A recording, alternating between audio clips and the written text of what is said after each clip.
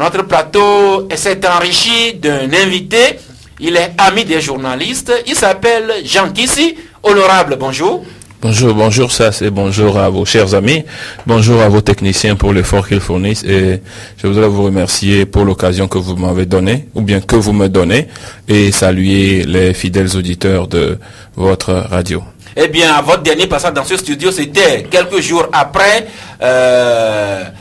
les élections du 25 juillet. Même si vous aviez dirigé la tête de liste arc-en-ciel dans le Vaud, nous vous annoncions que vous êtes un probable honorable député. Maintenant, vous portez pleinement vos habits de député. Oui, maintenant on est autorisé. Et vous les assumez. À nous appeler honorable, oui. Et vous êtes bien sûr député de toute la nation, mais étant de Vaud, ayant fait la campagne électorale dans le Vaud, vous savez tous les défis qui pèsent sur les épaules de vous, Jean Kissi, et de l'ensemble des députés pour ce qui concerne les préoccupations des Togolaises et Togolais. Oui, tout à fait. Nous sommes des élus d'une circonscription électorale, ça c'est clair, et nous portons le poids de députés de toute la nation pour les questions relatives au fonctionnement de la nation, mais toujours est-il que chacun est un élu d'une circonscription électorale et il est tenu de couvrir sa circonscription électorale, d'être en contact avec sa circonscription électorale. L'un n'empêche pas l'autre. Souvent, on écoute des discours différents. L'un n'empêche pas l'autre. C'est une obligation double d'être l'élu de la nation, de ne pas exercer son mandat comme si c'est un mandat impératif, mais en même temps de savoir que vous êtes l'élu d'une circonscription et il est même normal que vous ayez une permanence. La permanence du député dans votre circonscription et que vous soyez en contact des populations de vos circonscriptions. Merci. Eh bien, avant d'en venir au débat, Sam Djobo et Bernard Lognon, nous allons partager les titres majeurs que les confrères de la presse écrite ont consacrés à la cérémonie, la dernière cérémonie de la session de droit qui s'est tenue hier, lorsque les députés étaient réunis hier en session plénière, avaient élu le bureau qui devra présider les travaux de l'Assemblée nationale pour les 5 ans à venir. Le médium écrit: l'Assemblée nationale a enfin son bureau et c'est Dama Dramani qui a été porté au perchoir. Togo Réveil lui écrit: 5e législature, Dama Dramani élu président de l'Assemblée nationale, l'opposition minoritaire n'a pas su négocier sa place dans le bureau de l'Assemblée. Forum de la semaine lui écrit: nouvelle législature, un faucon au perchoir.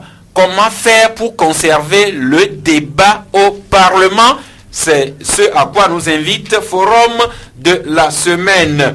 L'Indépendant Express lui écrit: fin de la session de droit, sans surprise, Dama Dramani élu président de l'Assemblée nationale. Autre journal, c'est l'Union pour la patrie qui écrit: Assemblée nationale, à défaut des candidatures du CST, la majorité unie prend les 11 postes du bureau définitif. Et l'Union pour la patrie, comme d'autres journaux d'ailleurs, vous propose la liste complète des 11 membres du bureau de l'Assemblée nationale. L'Alternative lui écrit: élection du bureau de l'Assemblée nationale, le RPT uni prend tout.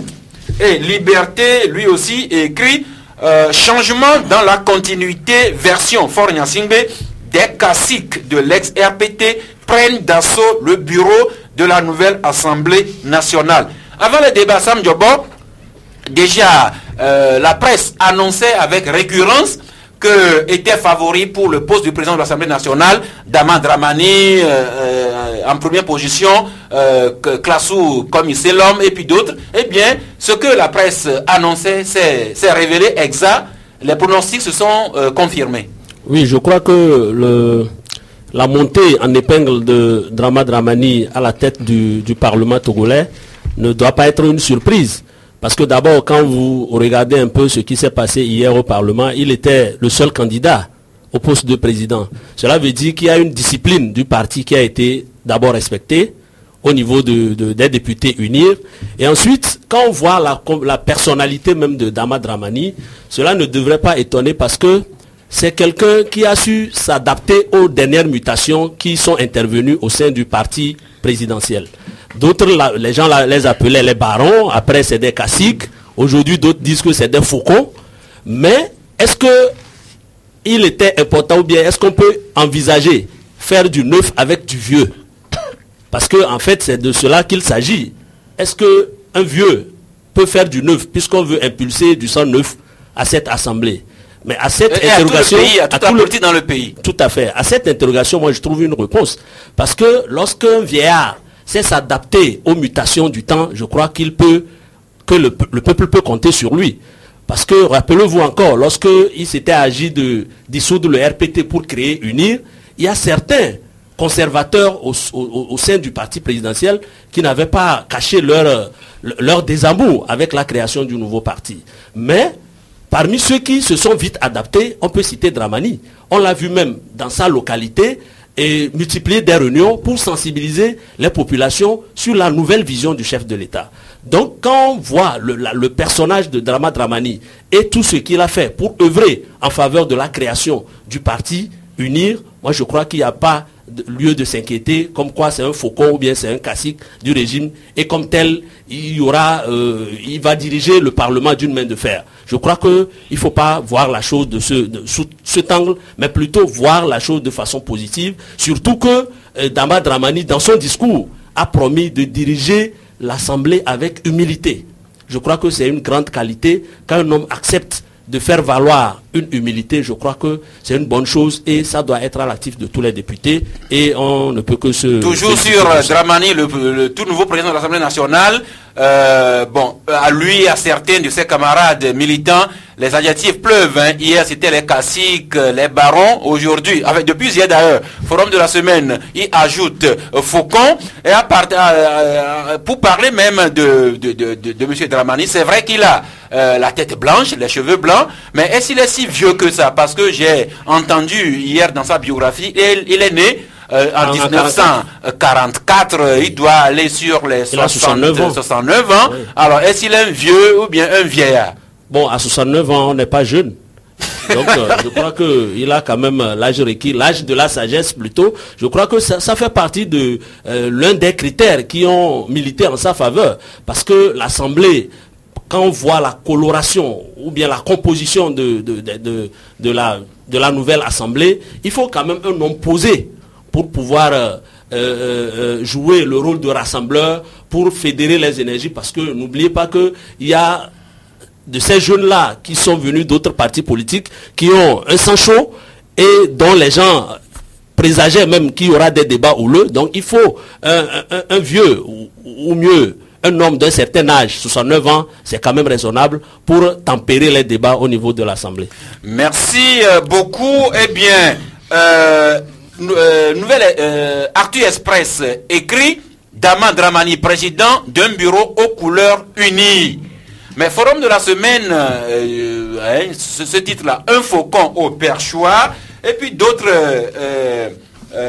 articles dont Liberté qui écrit des caciques de l'ex-RPT prennent d'assaut le bureau de la nouvelle Assemblée. Forum de la semaine va jusqu'à s'inquiéter pour les débats contradictoires à l'Assemblée sous la présidence de Daman Dramani.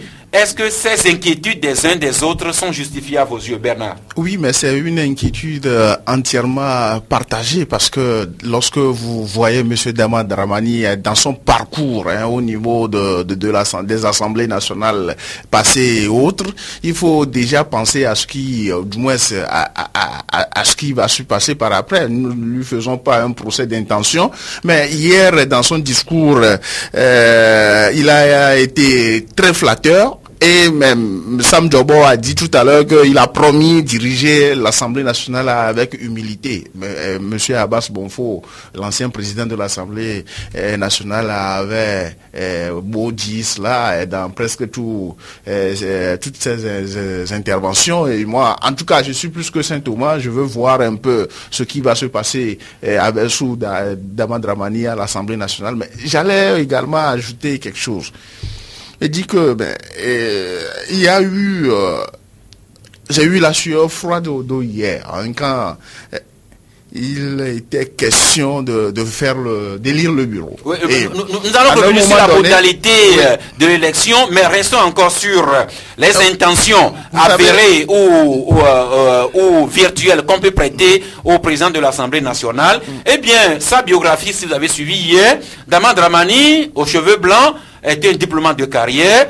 Nous l'avons connu publiquement comme le chef protocole auprès de Gnassingbé Yadema, puis il a été un certain nombre de fois ministre de la République avant de solliciter le suffrage des électeurs de Tchamba. Il est au Parlement depuis quelques mandats déjà. Bon, le moins qu'on puisse dire, c'est que Dama Dramani est un homme en principe pétri d'expérience, Bernard. Oui, mais je suis parfaitement d'accord avec vous. Mais compte tenu de son engagement politique et dans le parti dans lequel il se trouve au jour d'aujourd'hui, même s'il y a eu une légère mutation, je dis qu'il y a des craintes, parce que ce qui était annoncé au départ, eu égard à son passé, moi je crois que l'Assemblée ne serait pas très facile à être dirigée, mais puisqu'il est le président, va-t-il permettre aux uns aux autres d'exprimer leur point de vue, leur avis sur des dossiers aussi intéressants, aussi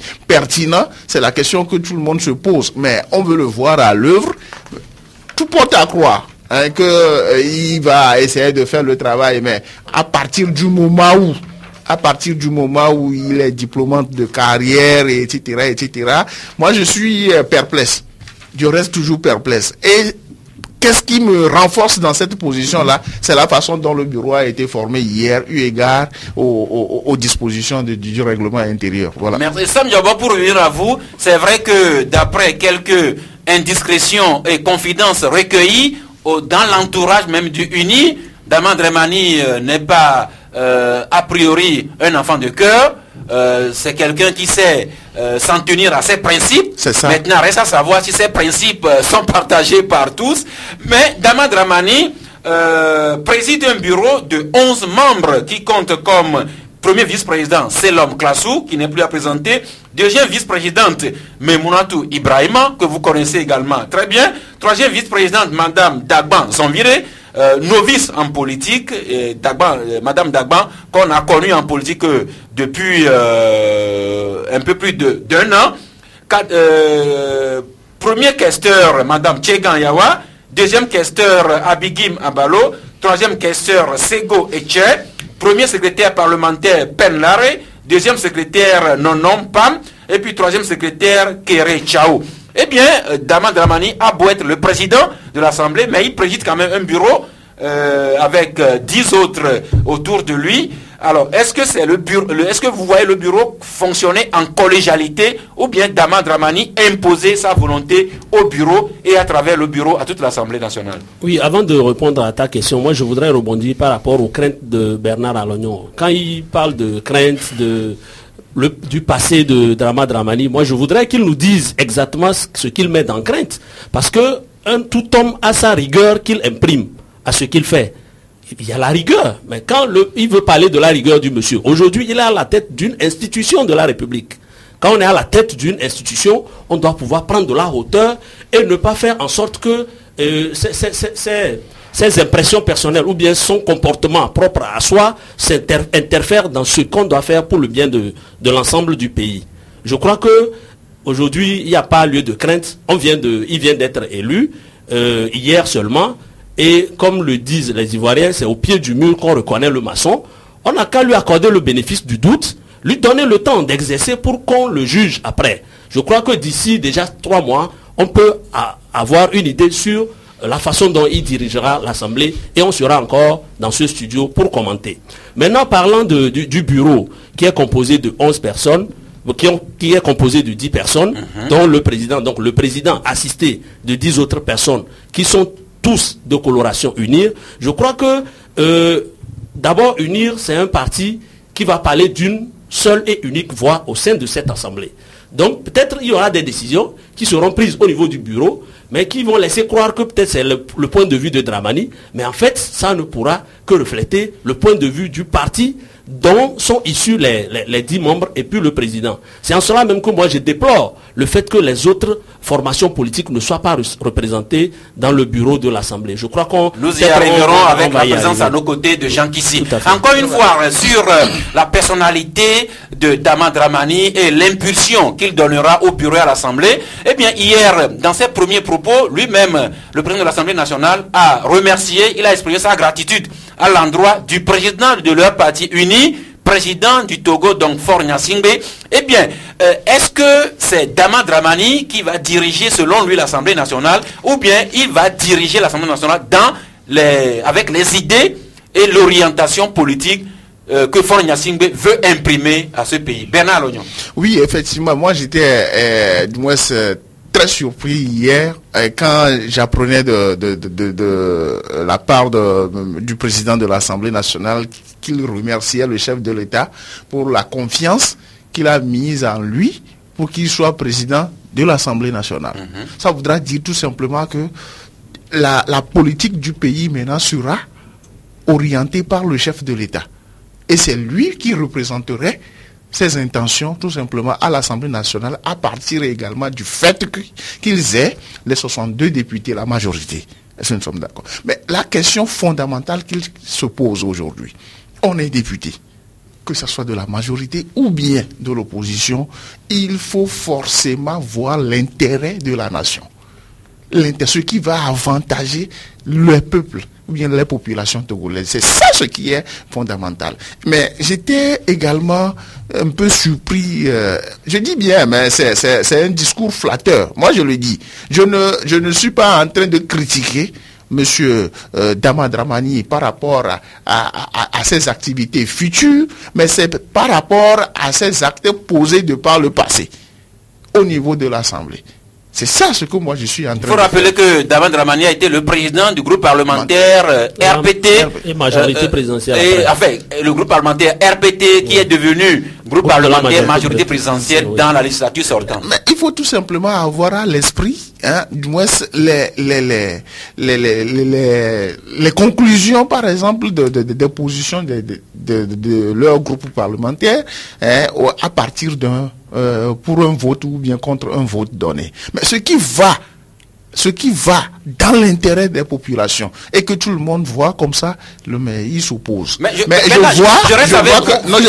avez tantôt dit que avec ce que Dama Dramani lui-même a dit hier, oui, on peut penser que l'Assemblée nationale va fonctionner selon les idéaux du parti uni, n'est-ce pas? Eh bien, Faure Gnassingbé s'adressant à son père et par-delà son père au RPT a prononcé cette phrase devenue célèbre: lui c'est lui, moi c'est moi. Eh bien, Faure Gnassingbé, il est allé jusqu'à dissoudre le RPT pour unir à sa place. Mais ma question demeure, oui, est-ce que c'est Dama Dramani à qui les uns les autres prêtent l'intention d'être un faucon ou bien un cacique qui va diriger l'Assemblée nationale selon ses propres idées, ou bien c'est l'esprit de Faure Gnassingbé, l'esprit d'uni qui va prévaloir à l'Assemblée? En tout cas, je crois que c'est l'esprit.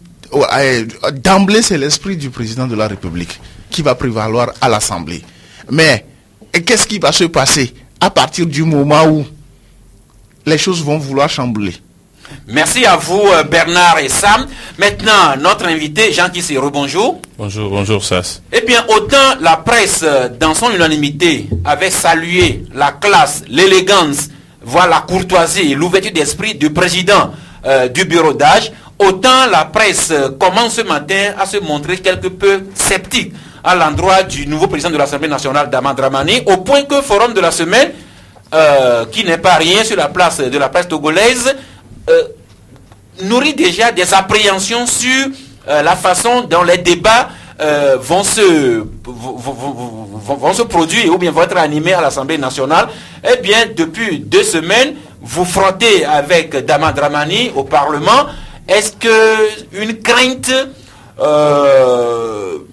de la part du président de l'Assemblée nationale sur les débats vraiment démocratiques et contradictoires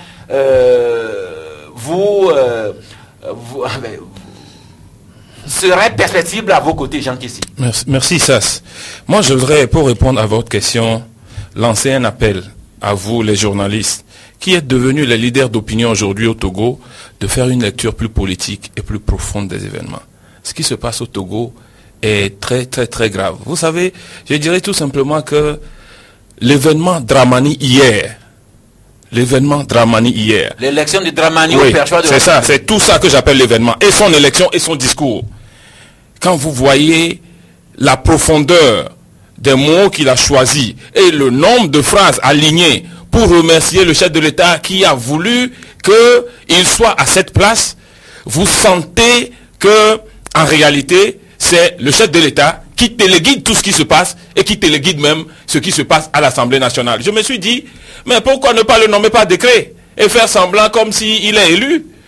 Non, c'est-à-dire que, disons la chose, moi je crois que l'événement Dramani démontre hier pour les sophistes qui essaient de nous vendre du mensonge depuis un certain temps, à nous faire croire que le RPT est différent de UNIR, que nous sommes en face d'un Léviathan. Oui, le Togo, sous le pouvoir qu'il est, le président Essosimna Yassingbe, c'est le Léviathan. C'est lui qui consacre tout, qui téléguide tout. Remarquez même ce qui s'est fait avant l'élection du président Dramani. Parce que, par le raisonnement, nous sommes arrivés à convaincre les gens de l'UNIR. Et que nous avons fait un texte qui met le président dans le bureau. Ils se sont rendus compte à la maison qu'ils ont fait une erreur, ou bien ils ont laissé passer quelque chose de démocratique, et ils ont fait appel à la Cour constitutionnelle pour rattraper ce qu'ils ont laissé échapper. Non, et regardez, mais c'est en la matière, la Cour constitutionnelle n'a fait que interpréter l'article 54 de la Constitution qui met le président de l'Assemblée au-dessus du bureau. Oui, mais on ne peut jamais dire que le président n'est pas au-dessus du bureau, parce que ce n'est pas parce que les gens de la Cour constitutionnelle existent que vous ne savez pas lire la Constitution. Regardez dans l'article qu'ils évoquent, l'article 54 même de la Constitution. Je lis l'alinéa 3, et vous me direz sans mon commentaire ce que vous pensez. Quand l'alinéa 3 dit, il est pourvu au remplacement des autres membres du bureau conformément aux dispositions du règlement intérieur de chaque assemblée. Parce que l'article avant disait l'assemblée est dirigée par le président de l'assemblée et un bureau. Et il dit, il est pourvu au remplacement des autres membres du bureau. Les autres membres du bureau sont autres par rapport à qui? Par rapport au président. Donc cet article même confirme que le président est membre du bureau. Sinon on ne dirait pas le président fait ceci, il est pourvu au président, et puis on dira il est pourvu au remplacement des autres membres du bureau. Et quand vous retournez à notre règlement intérieur lui-même, notre règlement intérieur lui-même, par l'interprétation de la Cour constitutionnelle, relève une contradiction monstre et immonde. Lisez l'alinéa 1 de l'article 23. Le bureau ne délibère que si 7 de ses 11 membres, dont obligatoirement le président ou un vice-président, sont présents. Donc, cet article dit que le bureau est composé de 11 membres. Et les 11 là, le président est dedans. Quand on a fait la séance la dernière fois, ceux qui étaient dans la salle, j'ai soulevé la main pour relever cette contradiction-là. On m'a muselé la bouche parce que, et c'est après que j'ai compris que le président savait que c'est cet article, cette contradiction immense que je voulais relever. Vous savez, moi j'ai la conscience libre, et tout le monde le dit dans la salle, que les gens qui sont libres d'esprit. Et ce qui est vrai, est que je ne peux jamais voir du noir et dire que c'est du rouge. Encore moins, voir du rouge et dire que c'est du blanc. Donc voilà ce qui est écrit. Qu'un Cour constitutionnelle constitué de 27 membres dise le contraire, les textes sont clairs. Quand on vous dit, vous voyez sur le papier 1 plus 1, vous ne me direz pas que vous voyez 1 moins 1. Eh bien, il appartient à des tribunes beaucoup plus qualifiées de relever les incongruités et dans la Constitution et dans le règlement intérieur pour nous fixer. Sam Diogo? Oui, moi, je voudrais rebondir par rapport à l'article 54 dont vient de faire cas l'honorable Kissi. Il parlait de l'alinéa 3. Mais en fait, l'article, c'est un tout. Oui, tout à fait. Oui, mais c'est un tout. Mais il y a une partie où on parle du président et du bureau. Quand on dit le président et le bureau, ça veut dire qu'on met le président en dehors du bureau. Je voudrais bien que, pour éclairer la lanterne de nos auditeurs, qu'on nous lise tout l'article 54 et non un alinéa. Merci à vous. Mais nous n'allons pas nous livrer à un débat de droit constitutionnel, mais venons-en à l'élection de Dramani que l'honorable qui s'y appelait tantôt événement Dramani. Eh bien, la presse est unanime ce matin pour dire que UNIR, après tout, comment s'est fait justement l'élection des membres du bureau de l'Assemblée nationale et que dedans on retrouve 11 UNIR sur 11 que ni le CST, Arc-en-Ciel, UFC, ni l'indépendante Susso nationale n'en font pas partie. Jean Kissi. Oui, merci. Ça, là, je ne vais pas vous donner mon avis, je vais vous retracer les faits. Tout simplement pour que vous-même, vous puissiez, que chacun puisse faire sa part d'analyse à la maison. Et déjà, au moment du vote de notre règlement intérieur, les journalistes qui étaient dans la salle savaient que j'avais relevé l'article 8 de notre règlement intérieur. Et vous savez, cet article 8 porte un titre. Le titre de cet article 8 s'appelle « Principe directeur ». Ça veut dire que c'est cet article-là qui porte tout le principe directeur de l'Assemblée nationale. Et moi, j'avais relevé cet article pour dire que, d'abord, en s'efforçant de respecter la configuration de l'Assemblée nationale, c'est nous qui écrivons le texte. Il faut écrire de manière à respecter la configuration de l'Assemblée nationale. On a botté ce que j'ai dit, on m'a muselé, on n'a pas voulu m'écouter. Vous avez été mis en minorité démocratiquement. Non, on ne m'a même pas laissé parler. Dites, les journalistes qui viennent, dites-leur ce qui se passe dans la salle. C'est pour ça, moi, je regrette. Je ne sais pas comment on va faire cette lutte, mais on le fera pour que les débats à l'Assemblée nationale soient publics.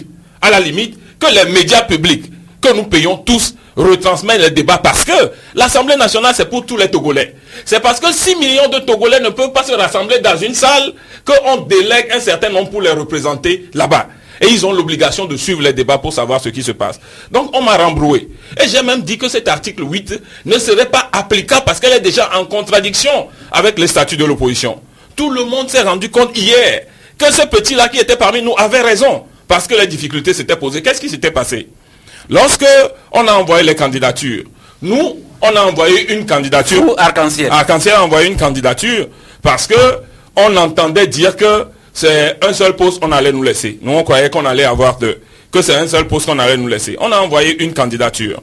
Donc, nous avions demandé le 3e vice-président de l'Assemblée nationale. Parce que, comme ça doit respecter la configuration, les entités politiques telles qu'il se passe, lorsque l'un prend celui qui suit, doit prendre celui qui suit, doit prendre, etc. C'est comme ça que ça se passe dans les grandes démocraties. Allez en France, allez en Belgique pour voir le bureau, c'est comme ça que ça se passe. Ok. Ils n'ont pas voulu d'abord donner le premier vice-président. Et c'est pour ça qu'ils ont eu l'intelligence de faire recours à la Cour constitutionnelle pour dire que le président ne fait pas partie du bureau pour que UNIR puisse s'accaparer la première vice-présidence. C'est comme si, quand ils ont le président, ça ce n'est pas dedans. On dit souvent chez les Anglais des boss, et le second, ils le prennent encore. Voilà pourquoi. Maintenant, ils voulaient donner la deuxième vice-présidence au CST. Ce que eux aussi, à contre-cœur, ont choisi d'accepter. Alors, nous venons après, troisième vice-président, on a voulu l'avoir. Et puis, il s'est fait que UNIR a dit non. D'abord, eux, ils veulent prendre au minimum 7 membres dans le bureau. Sur les 11, ils veulent prendre 7 dans le bureau. Et puis, ils ne veulent pas nous donner la troisième vice-présidente. Ils vont nous reléguer à la 4e vice-présidence. On s'est dit non. Mais si vous prenez tout en haut là, au moins dans le reste là, respectez au moins. Donc, donnez-nous la 3e vice-présidence. Et les gens du CST ayant dit, les gens de UNIR manœuvrant, ne sachant pas ce que ces gens-là vont faire, ils ne vont pas encore envoyer leur candidature. Parce que s'ils envoient, comme ils sont majoritaires, ils peuvent aller vous placer au 3e questeur, 3e secrétaire parlementaire, et vous ne pourrez rien faire parce que vos candidatures sont déjà là. Surtout que UNIR a fait comme s'il pouvait prendre tous les postes, et il a envoyé des candidats à tous les 11 postes à l'Assemblée nationale. Donc il était question, pour respecter l'article 8 du règlement intérieur, de savoir à l'avance qu'est-ce qu'on fait. Comment est-ce qu'on répartit les 11 suivant la configuration de l'Assemblée nationale avant d'évoluer? C'est ce sur quoi UNIR n'a pas voulu répondre. Il a voulu avoir la main pour obliger les gens à leur donner ce que les gens ne veulent pas prendre. Voilà comment les candidatures du CST ne sont pas arrivées. Et puis les candidatures de l'UFC aussi, qu'on le veuille ou non, qui est une entité qui a 3 députés, ne sont pas arrivées. Parce que les gens du UNIR, dans une séance précédente, pour les groupes parlementaires, avaient déjà sonné l'UFC. Mais ils ont humilié l'UFC comme si c'est des petits à qui il faut offrir quelque chose et la scène. C'est pour ça qu'ils n'ont pas envoyé leur candidature. Est-ce que vous étiez allé pour une élection des membres du bureau ou bien vous étiez allé négocier pour vous partager les postes du bureau? On était allé pour une élection des membres du bureau suivant l'article 8 dont on doit définir à l'avance comment faire cette élection pour que cela respecte la configuration de l'Assemblée nationale. Parce que si on allait à un vote mécanique, le texte ne dirait pas qu'il faut respecter la configuration. Comment voulez-vous respecter la configuration si vous allez à un vote mécanique? Parce que ceux qui ont 62 députés, quand vous allez à un vote mécanique, auront tous les postes. Alors, il faut à l'avance. Ce n'est pas vous parler de négociation, Mais il faut en avance s'organiser pour la répartition. C'est une question de répartition.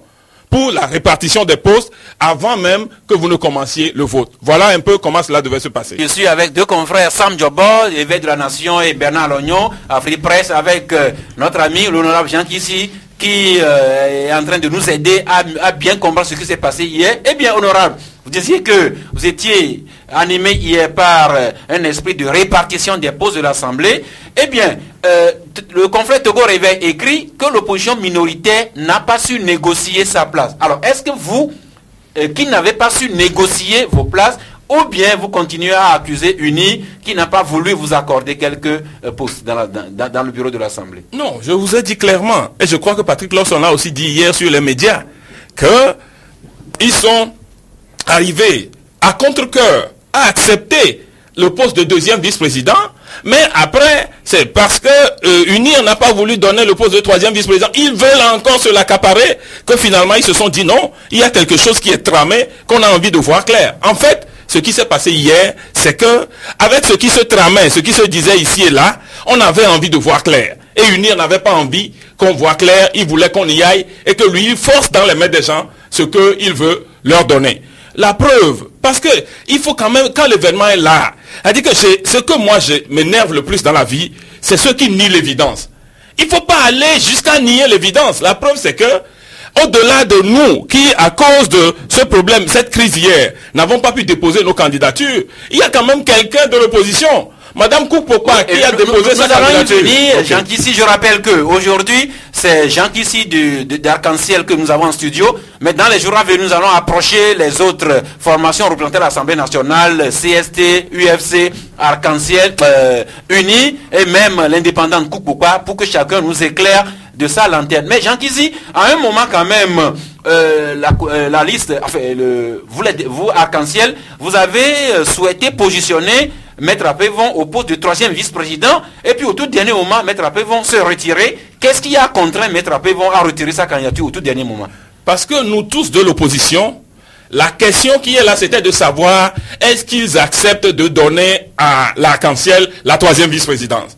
Ce qu'ils n'ont pas accepté jusqu'à ce que nous rentrons dans la salle. Donc en fait, c'est cette seule question qui a posé tout le problème qui s'est posé hier. Donc tout, ce n'est pas à cause du CST, ce n'est pas à cause de l'UFC, mais la question qui a cristallisé les choses, qui a provoqué la crise et qui a provoqué le fait que UNIR a décidé contre toute chose, contre les règles de l'Assemblée, de s'accaparer de tout, c'est que la question que tout le monde leur posait, est-ce que vous acceptez de donner la troisième vice-présidence à l'Arc-en-Ciel, qui, au minimum, doit leur revenir suivant le texte. Mais cette question-là, ils n'ont pas voulu y répondre, ils n'y ont pas répondu positivement jusqu'à ce que tout le bureau soit composé. Bon, ils ne vous ont peut-être pas répondu, mais nous avons pu recueillir quelques indiscrétions qui nous laissent, qui laissent croire que vous, Arc-en-Ciel, vous souhaitiez naturellement le poste de troisième vice-président, mais que vous vouliez que cela vous soit octroyé. Vous ne vouliez pas, vous, Arc-en-Ciel, voter pour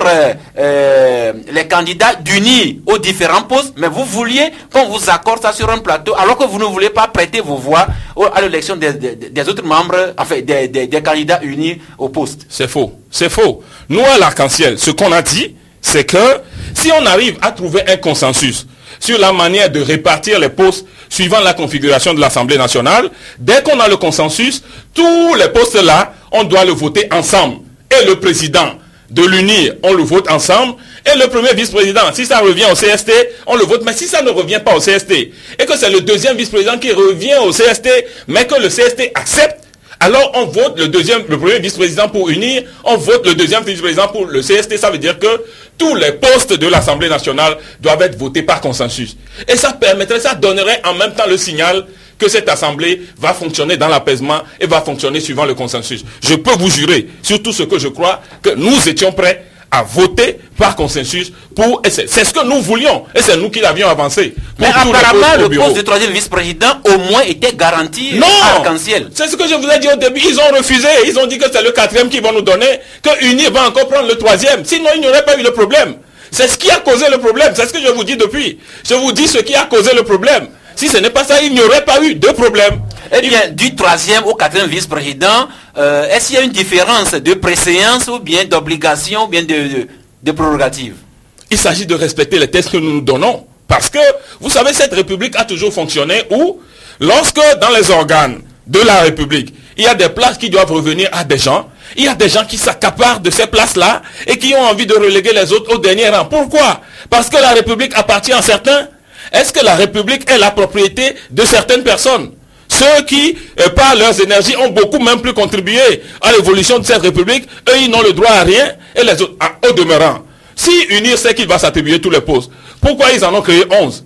Moi là, quand vous voyez les fonctionnaires, on n'arrive pas à satisfaire leurs besoins. Et UNIR, avec son appétit glouton, a envie de multiplier les postes pour les occuper tous. Je ne sais pas où l'ensemble des députés qui avaient convenu de porter les membres du bureau à 11. Parce qu'on croyait, parce que l'argument qui nous avait avancé, c'est que même jusqu'à l'UFC, on va faire l'effort, que ça reflète la configuration et que nous nous reflétons tous dedans. Vous savez, ça, le problème des assemblées nationales, c'est que on n'a pas envie que là, ce soit un poker des uns comme les autres, comme au gouvernement, mais il faut que le bureau de l'Assemblée reflète toutes les composantes de l'Assemblée et qu'on puisse sentir au sein de cette Assemblée-là que tout le peuple est représenté. Voilà. C'est parce que c'est la représentation nationale que dans tous ces organes, il faut sentir que tout le peuple est représenté à tous les lieux de décision, que dans toutes les nations démocratiques, on compose les bureaux, les commissions des assemblées nationales. Autrement dit, Jean Kissi, le constat qu'on peut faire aujourd'hui, c'est que et UNI, et CST, et vous, Arc-en-Ciel, et même UFC, vous avez péché, vous n'avez pas su faire aboutir les négociations en coulisses, ce qui fait que nous sommes devant cette situation aujourd'hui. UNIR n'a voulu rien donner. Ça, c'est pourquoi vous tournez autour du monde. UNIR n'a voulu rien donner, il s'est accaparé de tout. Il a tous les postes du gouvernement, il a le Premier ministre, il a le président de la République, il a toutes les directions, il a mis mais surtout les biens de la nation et même les postes de l'Assemblée nationale. Là, il veut les prendre tous. Voilà, il faut dire la vérité. Oui, mais nous, journalistes, nous avons honorable. C'est que nous, journalistes, nous avons l'avantage d'approcher tous les camps. Et quand on a approché les députés d'UNI, eux aussi, ils ont des reproches contre vous, notamment, ils disent que Arc-en-Ciel aurait pu avoir le poste de 3e vice-président, mais que vous n'aviez pas voulu voter pour les candidats de UNI et ils vous ont renvoyé l'ascenseur en ne vous garantissant pas non plus le poste de 3e vice-président. Celui qui a dit ça, je veux l'avoir devant moi dans vos studios ici. Je veux l'avoir devant moi dans vos studios. Ok, de toute façon, vous avez 5 ans pour l'Assemblée, on ne montre rien, les médias ne montrent rien, on cache tout au peuple. Eh bien, après, c'est Christian Trimois qu'on appelle pour venir faire le juriste, il ne montre rien. Sam Diobo, c'est vrai que ce débat, je persiste, je signe que à UNI, on reproche à Arc-en-Ciel de n'avoir pas été galant. Si Arc-en-Ciel avait voulu voter pour les candidats d'UNI, UNI aurait garanti ce poste de 3e vice-président. Mais autre chose, et l'honorable Jean Kissi l'a soulevé, il s'agit de l'indépendante Kupoka. Ok, le temps que nous habitions au nom des députés, eh bien, elle était candidate au poste de 2e questeur. Mais elle a été sanctionnée parce que pendant qu'on élisait les membres des autres postes, elle n'avait jamais voulu voter et à son niveau aussi, quand on est arrivé sur elle, les députés unis lui ont renvoyé également l'ascenseur par le silence. C'est comme ça qu'elle s'est retrouvée aussi en minorité. Oui, moi, le contraire m'aurait étonné parce que on devrait sentir une certaine solidarité.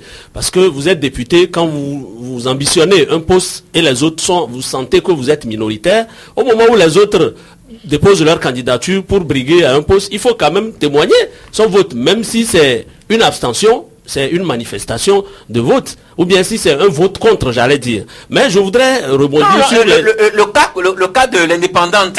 Elle n'a pas voté. Elle n'avait pas voté pour les candidats unis. Oui, quand on est arrivé sur elle, les candidats unis aussi n'ont pas voté pour elle. L'ont puni en ne votant pas pour elle. Bon, c'est pas une punition, mais ils n'ont pas voté pour elle. Moi, je constate qu'ils n'ont pas voté pour elle. Ce que moi, je voudrais dire par rapport à l'intervention, la longue intervention de l'honorable Jean Kissi, c'est pour nous éclairer. Oui, il fallait quand même qu'il nous situe par rapport au règlement intérieur, qui dit en son article 8 que les députés devraient s'efforcer pour que la composition du bureau reflète la configuration de l'Assemblée. Quand on dit s'efforcer, moi, je ne pense pas que jusque-là, il y a une obligation. Si on demande aux gens de s'efforcer et qu'en même temps ils n'ont pas pu s'efforcer à dégager une unanimité ou bien un consensus pour qu'on désigne les membres du bureau de l'Assemblée, je ne pense pas que au sein de cette assemblée, c'est la minorité qui va imposer son desiderata à la majorité. Unir est majoritaire. Et on vous dit, ok, dans les discussions, il est ressorti qu'au lieu du poste de 3e vice-président, on donne 4e vice-président à l'Arc-en-Ciel. Et les gens refusent. Moi, je ne pense pas qu'un poste de 4e vice-président, c'est rien. Et justement, si aujourd'hui, tu étais en train de nous demander si Dramani va diriger l'Assemblée en tant que lui Dramani, ou bien il va faire la volonté de unir. En fait, dans l'esprit aujourd'hui, qu'on a un bureau 100% uni, qu'est-ce qu'il va faire? Il a les coups de franche pour diriger le bureau comme il l'entend. Mais si on avait au moins le arc-en-ciel au poste de 4e vice-président, et peut-être 3e ou 4e, et peut-être UFC, 7e questeur ou bien 3e secrétaire parlementaire, je crois que ça peut au moins faire l'équilibre. On peut apporter la contradiction dans ce bureau. Je crois que ce que l'opposition est en train de faire, et ça soulève le courroux des populations. Je crois que c'est ce qui est en train d'être transporté à l'Assemblée nationale. Et moi, je voudrais tout de suite jeter la pierre dans le jardin de l'Arc-en-Ciel pour dire que l'Arc-en-Ciel a encore une fois fait le jeu du collectif Sauvons le Togo. Parce que, justement, c'est parce que le collectif Sauvons le Togo sentait qu'il ne voulait pas se positionner au poste de 2e vice-président,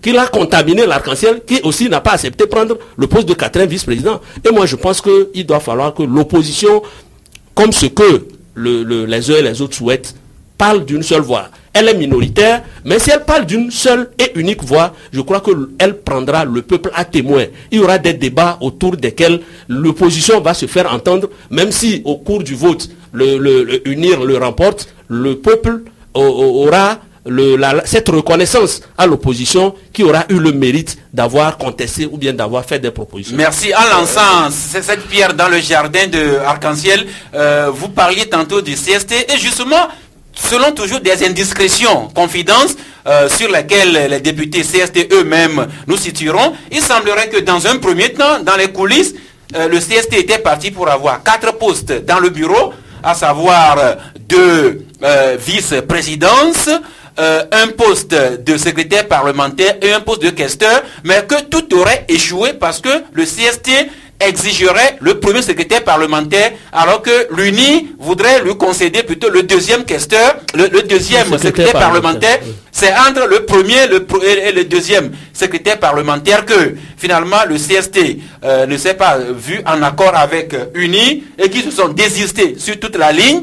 Eh bien, encore une fois, quand nous aurons les députés CST, ils nous éclaireront sur ce point-là. Eh bien, Bernard, si cela s'avérait, si jamais il y avait eu accord entre UNI et le CST, encore une fois, c'est Arc-en-Ciel qui se trouverait éjecté même du bureau.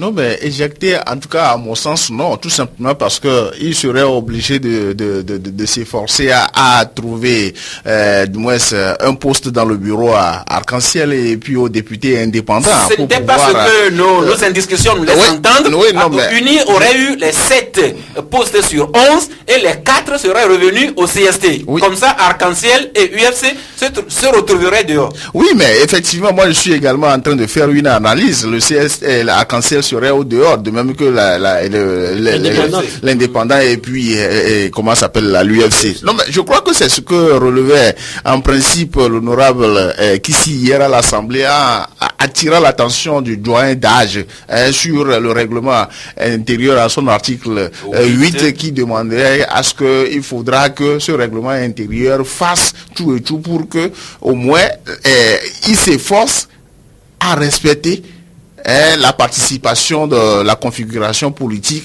du moins des partis politiques qui se trouvent normalement à l'Assemblée au jour d'aujourd'hui. Mais le doyen d'âge avait dit que ce n'est pas une obligation, que seulement l'article a demandé à ce qu'il s'efforce. Or, il faudra également respecter le règlement intérieur. Mais je crois que dans les jours ou bien dans les années à venir, on comprendra réellement celui qui a raison et que, bon, le peuple même en jugera. Ça, c'est le premier point. Le second point, c'est que Monsieur Dama Dramani, hier, dans son fameux discours, il a dit que le Togo a montré encore aux yeux du monde entier qu'il est un pays atypique. Moi, prenant cette phrase-là, j'avoue que j'avais la tête comblée hier avec le bureau qui est à connotation unir dans son ensemble, je ne vois pas quel est l'intérêt de cette phrase-là encore. Moi, je ne veux pas dire que c'est un terme ou bien c'est une phrase, une expression qui serait en train de narguer les gens, mais moi, je vois quand même le caractère négatif de la chose. Et pour finir, j'allais dire que Ibeka est arrivé dans notre pays le samedi passé. Et le confrère venait de nous donner une idée sur ce qu'il était venu faire. Je voudrais tout simplement dire, s'il y a des oreilles attentives dans le pays, du moins nos autorités n'ont qu'à savoir que l'Assemblée nationale fait les débats à l'Assemblée nationale au Mali sont retransmis publiquement sur les médias d'État. Et donc, il va falloir quand même qu'on fasse tout pour que ça se fasse ici chez nous. Ici, le bureau de l'Assemblée est ainsi constitué, 11 unir sur 11. Maintenant, il y a les commissions également à constituer. Quelle position Arc-en-Ciel adoptera dans les négociations, dans les échanges en vue de la constitution des commissions de l'Assemblée nationale? Non, nous adopterons les mêmes positions. Que suivant le règlement intérieur, il faut arriver à convenir. Utilisez le mot que vous voulez, négociation, etc. Il faut arriver à convenir de la répartition des postes de telle sorte qu'à respecter ce que nous appelons ce principe directeur. C'est quand même un principe directeur. Vous savez ce que moi je veux, c'est que comme UNIR l'a fait, que les journalistes ne se laissent pas conditionner par les verbiages de juristes en mal de publicité.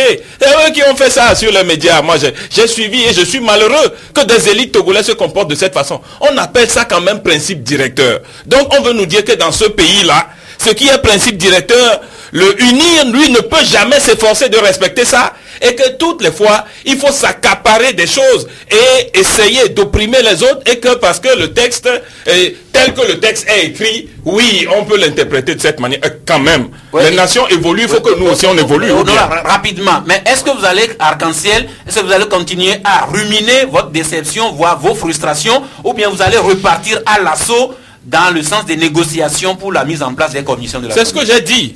Que la démarche que nous avons abordée en premier lieu, qu'il faut arriver entre les différentes sensibilités à l'Assemblée nationale, à convenir de la manière de répartir les postes de l'Assemblée pour que ça respecte la configuration de l'Assemblée, on le fera pour le travail des commissions. Mais on peut faire des efforts. Quand on est allé, on n'est pas allé insulter des gens. Mais si vous faites des efforts et à la fin, les gens ont envie de vous appliquer un autre truc là, sous la houlette de juristes qui se veulent, qu'est-ce que vous voulez qu'on fasse? Ils ont la majorité. Ils peuvent faire de ce pays ce qu'ils veulent. Voilà. Non, nous au club de la presse, aussi bien à la majorité qu'à la minorité, nous souhaitons bonne chance dans les négociations, parce que Sam Diobot, c'est important, aussi bien à l'endroit de la majorité que de la minorité ou bien des minorités. Il faut le défi maintenant, c'est pratiquer avec succès l'art du lobbying, du plaidoyer, de la négociation souterraine avant qu'on vienne exposer les résultats sur la place publique. Oui, je crois que c'est important, surtout que le chef de l'État a un grand souci pour l'apaisement de ce pays. Et je crois que même les principes fondateurs dont vient de parler Jean Kissi reflètent un peu ce souci d'apaisement, parce qu'aujourd'hui, UNIR peut se dire qu'on est majoritaire et on prend tout, comme l'aimait dire un baron. Fambaré Ouattara, voilà. Pour ne pas le citer. On prend tout. Mais quand on inscrit dans les principes fondateurs qu'il faut au moins que la configuration reflète un peu le paysage politique au sein de l'Assemblée, je crois que c'est une bonne chose et les négociations doivent se poursuivre pour qu'au niveau des commissions, on retrouve aussi bien les députés de UNIR que les députés des autres partis. Merci à cet auditeur qui souhaite vraiment que UNIR commence par unir les députés à l'Assemblée avant de venir unir les Togolais dans leur ensemble. Bernard Logno, rapidement, quelques secondes. Oui, rapidement, j'allais dire tout simplement que la configuration du bureau à l'Assemblée nationale aujourd'hui a suscité pas mal de réactions au sein des populations. Et donc, on ne veut pas assister, du moins aux séances de folklore, mais on veut voir des députés à l'œuvre pour la nation. Merci, voilà. Honorable Jean Kissi, en 30 secondes pour le dernier mot de ce club de la presse de ce mardi. Oui, je voudrais dire tout simplement que tout ce qui s'est passé depuis qu'on a ouvert la législature jusqu'à l'élection du bureau hier a montré qu'on voulait plutôt faire montrer les frustrations, les crispations vont s'augmenter, la crise s'approfondit encore. Et moi, je voulais dire une chose, c'est le Léviathan, c'est M. Esozimna Nyasingbe. Et c'est à lui que revient le dernier mot de savoir s'il a vraiment envie d'apaisement dans ce pays, s'il a envie d'un consensus national sur un minimum de choses ou non. Tout ce que vous dites, Dramani, etc., le Premier ministre qui va venir, je crois que ça ne joue aucun rôle. Celui qui a la concentration, la centralisation du pouvoir entre ses mains, c'est M. Faure Nyasingbe, et il ne revient qu'à lui dans ce si ça cas, évolue ou non. Comme l'heure est au pourparler, aux négociations, eh bien, les portes de Faure Nyasingbe doivent être en fait ouvertes pour les discussions en couloir, même à vous, à Arc-en-Ciel. Mais nous ne demandons que des négociations et un dialogue, des discussions depuis. Nous n'avons fait que ça. En fait, c'est nous qui avons introduit ça au Togo, par Agbouibo. Et nous ne ferons que marteler la même chose depuis. Quand les autres nous ont rejoints, alors le pouvoir devait être normalement ouvert et dire, ok, maintenant que tout le monde se retrouve dans l'idée du dialogue, alors dialoguons sérieusement. Merci beaucoup. Je me rappelle ma grand-mère qui aimait dire que les meilleures sauces se préparent sur le sol avant qu'on mette la casserole sur le feu. Eh bien, que ceux et celles qui nous écoutent en prennent acte. Bon appétit à vous toutes et à vous tous, avec l'espoir qu'on vous retrouve demain à 11h si Dieu le veut.